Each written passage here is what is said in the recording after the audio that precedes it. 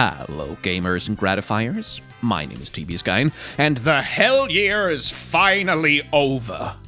In a few days, we will begin to see what fresh horrors 2021 has in store for us, but until then, let us do the traditional thing that gamers do at the end of the year and attempt to declare with false and feigned authority which video game product was the best video game product of the year that was. Now, normally, when you do a list like this, you're supposed to talk about games that actually came out in the past year, but well, first of all, I couldn't afford to buy that many new games this year, but also, the games that actually define any given year of my life are rarely published in that year. So, this is not a list of the best games that were published in 2020, it is a list of the best games that I happened to play in 2020. And, incidentally, I just so happen to have full playthroughs of most of the games on this list on my second channel, so link in the description, hint hint, click click, subscribe. Number 5. The Legend of Zelda: Age of Calamity. Originally, I wasn't going to play this game. It's a Warriors title, they're all a bit copy-pasted from one another. I figured I could just watch some gameplay videos and maybe the cutscene compilations, and I would pretty much be set. Eventually, I decided that I could do with a mindless button masher to play while I listened to podcasts or something, and I picked it up and, well, my initial reaction was worry that they were introducing retroactive time travel nonsense to the Breath of the Wild storyline, and that might diminish the emotional impact of it, but I was also instantly pleasantly surprised at the high quality and high number of story-driven cutscenes linking the gameplay together. What I most wanted from the game's story was a chance to hang out with the champions and characters I'd come to love in Breath of the Wild, and Age of Calamity not only delivered on that, it delivered in spades. And so, the game worked its hooks into me, slowly enough that I didn't quite realize how much I had invested in it, until the story hit a critical climax and I found myself sobbing so hard that I had to pause the cutscene that made me cry. Now, granted, anytime I break down crying at any piece of media, it's usually because of circumstances in my own life and not so much the media itself, and that was true this time as well, but the game had successfully made me emotionally invested enough that once it started to pull on my heartstrings, my heart responded with overwhelming enthusiasm. Now, this is a Warriors game. These games are supposed to be disposable, campy power fantasy simulators where you blast your way unchallenged through thousands of disposable AI soldiers while a shoestring narrative and a bit of battle scenario design gives you an excuse to play the next mission. They are not, on the whole, supposed to connect with you on the basis of emotional vulnerability or speak to the difficulties of the human experience. Age of Calamity apparently didn't get that note, because not only is it one of the best narratives in any Zelda game, it is unequivocally the best Zelda narrative in any Zelda game. The story explores Zelda's struggle with her role as mystical chosen one, and the difficult relationship she has with her father in a way which is human, in a way that most mythological fantasy narratives just aren't. We have asked Nintendo for decades now to make Princess Zelda a real character in the franchise that bears her name, rather than a damsel to be saved, and with Age of Calamity, they finally deliver on that, to the point where I fear that whatever Breath of the Wild 2 has in store for Zelda will pale and disappoint by comparison. And they did it in a Warriors game. Of all things, a Warriors game! Number 4. Final Fantasy IX with the Moguri mod. Final Fantasy IX is the best Final Fantasy game. Now, I understand that people argue for 7, or 6, or 10, or 14. Hell, some people even argue for 8. I understand these arguments, I respect them, and I have love in my heart for those other games too. But Final Fantasy IX is the best one, and I will not be taking questions or criticism. It has the most amazingly vibrant fantasy world of any game in the series, and frankly any JRPG period. Its character design is wildly creative, and its main cast of characters, while fitting comfortably into traditional JRPG roles, are vastly different and incredibly personable. It has a strong central theme, dealing with questions of how to find a home and find meaning when faced with nihilism and the specter of death hovering over you. And the stories of characters like Vivi, especially, ask some deeply uncomfortable but also critically important questions about what it means to be a person and how to find yourself. Now, on the gameplay front, granted, the battle system is a little slow and the encounter rate is a little high sometimes, but those are both problems that the HD remaster managed to fix with the inclusion of no encounter and speed boost options. What the HD remaster didn't really manage to do, unfortunately, was, well, actually remaster the game in HD. The original source files for a number of classic Final Fantasy games have been lost to time because of really poor archiving practices at Square, including both 7, 8, and 9, and because of that, the original assets could not be recreated at higher resolutions, and the games could not be given widescreen support on their HD remaster re-releases. Enter, then, the Moguri mod, a community collaborative effort using AI deep learning upscaling to create deeply impressive re-renders of the old static backgrounds and of every single texture in the game, as well as adding widescreen support, higher quality cutscenes, and even a PS1 accurate new font for complete nostalgia freaks like me. Moguri mod as a product is tantamount to a f***ing miracle. It makes the worlds of Final Fantasy IX come alive in razor-sharp detail, and it shows the craftsmanship and beauty that went into every single environment, character design, monster, place, and person in this wonderful JRPG. Final Fantasy IX was always the best one, but now it gets to look the best too. Number 3. Hades. Hades is what can only be described as a game by Supergiant Games, which is to say that it is one of the highest quality executions of the game design concept of telling a story not just through writing, dialogue, cutscenes, and exposition, but through the actual mechanics of its gameplay.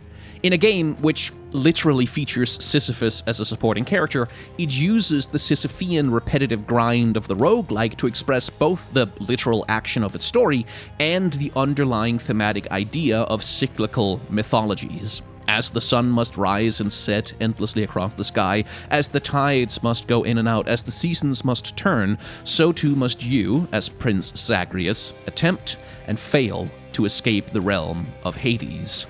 Turning the constant cycle of the roguelike into the mythological cycle of stories is only the first of Hades' successes, though, because layered over top of that is a character-driven family drama between Zagreus, his stoic and overbearing, disapproving dad Hades, Zagreus' lost mother, and a host of other gods and characters, all of whom have rather complicated relationships with one another. And the cycle of the roguelike also becomes synecdoche for the difficult trudge of navigating and maintaining family relationships. In another Sisyphean twist, the more Zagreus attempts to run away from his family, the closer he inevitably ends up becoming to them. The characters and their relationships are compelling enough that even though I have already finished the main story, as it were, and I've seen the credits, I know that I will not stop playing until I have maxed out every single relationship available to me. Drink my goddamn nectar, Thanatos, you emotionally unavailable emo death dancer! It also doesn't hurt that on the gameplay front, the game is almost supernaturally addictive. The randomness of the roguelike genre is paired beautifully with a persistent upgrade system that constantly rewards you, not necessarily for winning, but just for trying. And as a result, you almost always want to try at least one more time. Number 2. Dark Souls 2. Dark Souls 2 is often called the lesser of its trilogy, the unfortunate, unloved middle child of the franchise. It was produced by a different team and had a troubled production history with cut content and lacking the direction of visionary Dark Souls director Hidetaka Miyazaki, who was busy making Bloodborne. It was additionally saddled with the unforgiving task of being a follow-up to one of the most celebrated dark fantasy RPGs in a generation. To say that the odds were stacked against it is an understatement, and the community discourse around the game was quick to write it off as a skippable experience, especially in the shadow of Bloodborne and Dark Souls 3. If you follow my channel, though, you may already know that I feel quite differently about this game. When I say that Dark Souls 2 is better than Dark Souls 1, I'm not just being a contrarian for the sake of it, although I do admit that's part of it. To me, Dark Souls 2 offers a much more compelling and much more personal journey, and asks more compelling questions than did its predecessor. Where Dark Souls 1 is obsessed with the roiling inevitability of its own mythology and places you in the role of a prophesied chosen one, even if that prophecy turns out to be a convenient lie used by the gods to ensure their continued reign over... It doesn't matter. Dark Souls 2, on the other hand, will put you in the shoes of a mere person. You are an unhappy soul afflicted with a curse, the cure for which can only be found in the ruins of a faraway dying kingdom. The challenges of this game asks you to confront questions about the self, what personhood means, and it takes you on a walking tour of the many ways that a human soul can be unmade. Dark Souls 2 grapples with the inevitability of death in a way that I find far more resonant than Dark Souls 1, and asks me to relate to it on a much more personal level. By the time I got to the end of the game, the question I had on my mind was not whether to save the world or continue a mythological cycle of fire and darkness, but whether I was ready to die as the person I had become. Whether I had spent my life in a way where I would be at peace with the end. And that's a hell of a question for any game to ask. Now, much of the criticism leveled at Dark Souls 2 lies on the gameplay front, the changes that it made to its systems and mechanics and how it handles those mechanics, but I can't really speak to those much. As far as I'm concerned, the game felt good to play and worked perfectly fine, but if you are a hardcore PvP nerd or a stickler for mechanics, I'll admit perhaps you'll feel differently. For me though, Dark Souls 2 is better than Dark Souls 1. Fight me in the comments, nerds. Before we get to my number 1 game of the year, let's do some honorable mentions. If I had actually managed to finish it this year, Bloodborne would almost certainly have been on the list. It transplants the Souls formula from dark, portentous fantasy to quasi-Victorian lamplight body horror, and turns up the speed and energy of its gameplay to match, and god damn, it is a lot of fun. The body of its story seems to concern themes of what exactly constitutes humanity, and how that concept can get corrupted and misapplied, and it asks some interesting questions about how we treat those we see as inhuman others, which I'm really curious to see how it follows up on. On the one hand, Ghost of Tsushima is catastrophically historically inaccurate. It grossly misrepresents Japanese history. It casts the Mongolian people as cartoonish monsters and employs a completely uncritical myth-making about the samurai that sometimes feels like the studio took their inspiration entirely from 1940s Japanese Imperial Army recruitment posters. But on the other hand, my god, it is so beautiful. The World Ends With You is supremely a game of its moment. It is steeped in early 2000s Shibuya street culture, or at least Tetsuya Nomura's idea of 2000s Shibuya street culture, and even on the DS, the game is absolutely dripping in well-considered stylism. Buildings and environments bend and twist in defiance of all physical laws in a way that evokes the chaotic cityscape of a place like Tokyo better than any literal representation could ever hope to do. The story and characters, however, are where the game really shines, perfectly distilling what is, to me at least, an intensely relatable anti-social anxiety complex into its protagonist Neku, and then it challenges that anxiety through a series of difficult relationships and hardships in a way that makes his eventual character arc feel deliciously earned.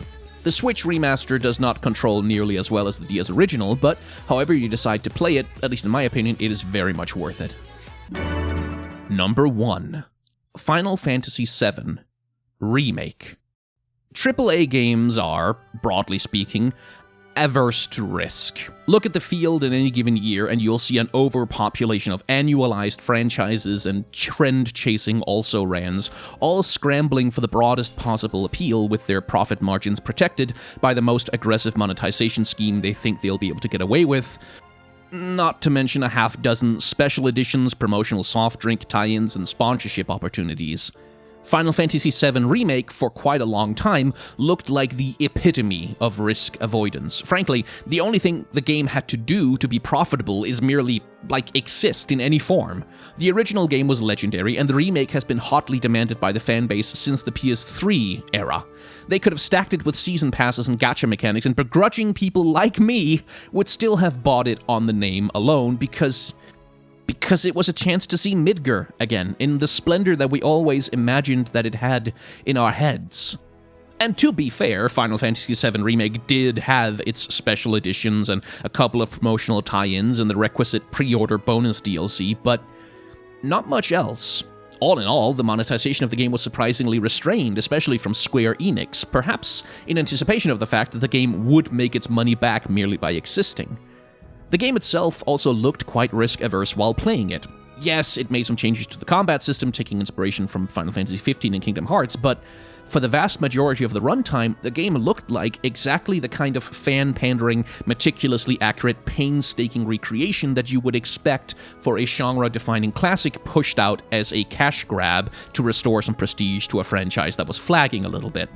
Here's the old story, with all the old characters going through all the old beats in all the old ways, with a bit of next-gen flair and a few additions stacked on top of it to make it a 40-hour game. And sure, there's a bit of Tetsuya Nomura weirdness in there, like those strange ghosts occasionally interfering in things, and a character surviving a little longer than he's supposed to, and Sephiroth showing up to menace you sooner than in the original, but really, up until the last few hours of the game, to most players, this game looked like an almost completely straight, faithful remake. And then by the end, the game goes completely off the rails. Sephiroth shows up with the one-winged angel theme in tow and forces you into a climactic final confrontation that isn't supposed to happen yet. And those annoying ghosts that have been bothering you throughout the entire game turn out to be nothing less than the personifications of the spirit of the remake itself. The pressure of expectations made manifest to exist to ensure that the story of the remake plays out exactly as it did in the original, no deviations allowed. Sephiroth himself turns out to be meta-aware of this, to understand that he is in a remake, and he knows that if the story plays out the way that the original did, that means he is going to lose. So, his scheme is to manipulate Cloud and the player into helping him make a new destiny for himself, one where he gets to win, and by extension, we change the entire world and the entire story that this remake is going to follow. By the end of the game, you have severed the ties of obligation that ties the remake to its original. You have freed the story to go in any direction that it wants to. Characters who were supposed to die, no matter how iconic their deaths may be, now might get to live. Characters that were supposed to live now might end up dying. AAA games are supposed to be safe, and nothing was supposed to be safer than a Final Fantasy VII remake. What the fandom and what the market wanted was a faithful recreation that messed with nothing and didn't take any big chances. After the disastrous development of Final Fantasy XV, you could even argue that what the franchise needed as a whole was a safe and sensible remake that didn't ruffle any feathers and didn't mess anything up, to prove that Square can still make a standard, straight-edged, no-frills attached, simple, single-player Final Fantasy game. And yet, right at the cusp of delivering exactly that sensible, middle-of-the-road product, the creatives at Square Enix took a stand and insisted that whatever the consequences, and whatever the fandom wants, and whatever the market needs, and whatever the franchise needs, they have a vision. They want to not only remake the original, but to comment on it and make changes inspired by the 30 years that have passed since 1997. Final Fantasy VII Remake is a AAA game that takes a real and actually very dangerous risk. It surprised me in a way that I don't think any game has surprised me in the half-decade since Undertale. It gave me exactly what I didn't know that I wanted, and although there is absolutely no guarantee that they will follow up on this or stick the landing in parts 2 and 3 and, God forbid, 4 of the remake, I am so happy that Square has reignited in me a genuine giddy and childish excitement to see what happens to these characters whose story I thought I already knew. Final Fantasy IX is the best Final Fantasy, but this year, and only this year, I am prepared to let the remake share that throne. And that's my top 5 games of the year for 2020. I don't usually make a ton of list videos, but it's kind of tradition to do so at the end of the year on YouTube, and everybody else seems to be having so much fun making theirs that, I just wanted to join in, If there's any other best of 2020 lists that you'd like me to make, you should feel free to leave them down in the comments, and maybe we can do a few of those in, January. I am planning a best League of Legends lore of 2020 list, just in case you're curious, but that'll be happening later. Anyway, if you have enjoyed this video, then the like, comment, and or subscribe buttons down below are your friends, because they will let you see more of the videos that I make, and if you liked this one, hey, maybe you'll like some of the other stuff that I made, plus links to a bunch of my other videos down in the description where I explore the games that I've been talking about on this list. You should watch Boss Designs of Dark Souls 2. I'm pretty proud of that one, even though it's like a 40 episodes. How many episodes of that did I make? A lot. It's a lot of episodes. You don't have to watch all of them. But if you want to watch a few, hey, I'd be happy with that. Outside of that, I have a Patreon, a merchandise store, and a tip jar. So if you want to help me, pay my rent and stuff, then those options are available for that. But if you are not really in a position to be able to do that, or hell, if you just don't want to, please don't worry about it. It's okay. I do try at the end of my videos, though, to emphasize that if there is content online that you enjoy and you want to see more of it being made, please consider supporting it directly with anything you can, whenever you can, because a $1 donation, especially to a niche YouTuber or content creator, can quite literally be the same as thousands or tens of thousands of views on a video or a web page. So, regardless of whether it's me or someone else, if there is an online content creator whose work you enjoy, please consider supporting them directly with anything you can, whenever you can, because you make so much more of a difference than you think. Anyway, last bit of self-promotion is, well, no, I kind of don't have to, because I already told you that I have a second channel, but this is the part of the video where I'm supposed to tell you that again, and that you can like, comment, and subscribe to that one, but we already did that. So, thank you very much for watching. Please remember to wear a mask and wash your hands, and when the vaccine becomes available, for the love of God, please take it. I want this damn pandemic to be over. And finally, try to act in solidarity with those who are working hard right now to make the world a better place.